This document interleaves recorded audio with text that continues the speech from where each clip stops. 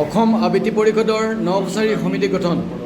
কবিতাক জনপ্ৰিয় আৰু জনমুখী কৰি তোলাৰ উদ্দেশ্যে গঠিত হোৱা অসম আবৃত্তি পৰিষদৰ নৱচাৰী সমিতিখন যোৱা শনিবাৰে গঠন কৰা হয়।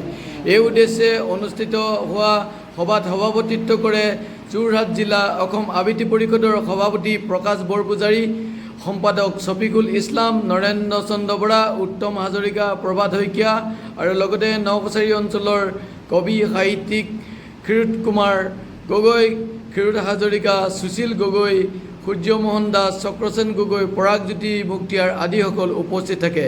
সভাৰ অন্তত নৱচাৰী সমিতিখন গঠন কৰা হয়। চক্ৰসেন গগৈ সভাপতি আৰু পৰাগজ্যোতি মুক্তিয়াৰক সম্পাদক হিচাপে লৈ অসম আবৃত্তি পৰিষদ নৱচাৰী সমিতিখন গঠন কৰা হয়।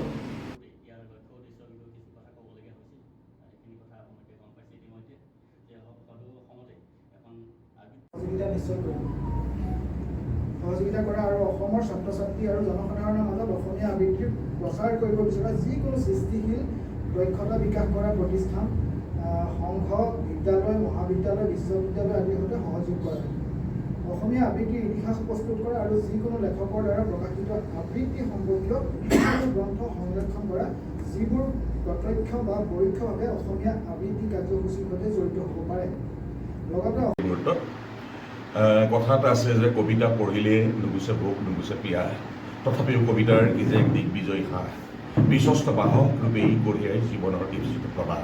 এয়া কবিতা আবৃত্তি মঞ্চৰ ফালৰ পৰা অসম আবৃত্তি পৰিষদৰ তৰফৰ পৰা আমি জিলা পৰিষদৰ সম্পাদক প্ৰমুখ্য বিষয়ববীয়াসকলক লগত লৈ আমি আজি নকছাৰীত এই পবিত্ৰ ক্ষণত মহেন্দ্ৰক্ষণত আহি উপস্থিত হ'লো। উদ্দেশ্য এটাই, অসম আবৃত্তি পৰিষদৰ যি লক্ষ্য আৰু উদ্দেশ্য, এই উদ্দেশ্যক সফল কৰিবৰ কাৰণেই আমি কবিতাক ভাল পোৱা, সাহিত্যক ভাল পোৱা, বিশেষত হেৰাই যাব খোজা সাম্প্ৰতিক সময়ৰ অসমীয়া ভাষাটোক পুনৰুদ্ধাৰৰ বাবে চেষ্টা চলোৱা এই ব্যক্তিসকলক আমি একেখনি মঞ্চলৈ আনিছোঁ। কবিতা আবৃত্তিৰ মাধ্যমৰ মাজেৰে নকছাৰী এটা শিক্ষিত সাংস্কৃতিক অঞ্চল, যোৰহাটৰ পৰা ঠিক দক্ষিণ পূব দিশত। এই অঞ্চলৰ বহু শিক্ষা সংস্কৃতি লগত জড়িত, জ্ঞান বিজ্ঞানৰ লগত জড়িত, আবৃত্তিক ভাল পোৱা বহুকেইজন ব্যক্তিক লৈ আমি এই পৰিৱেশ পালোহি। যথেষ্ট আমি অনুপ্ৰাণিত হৈছোঁ।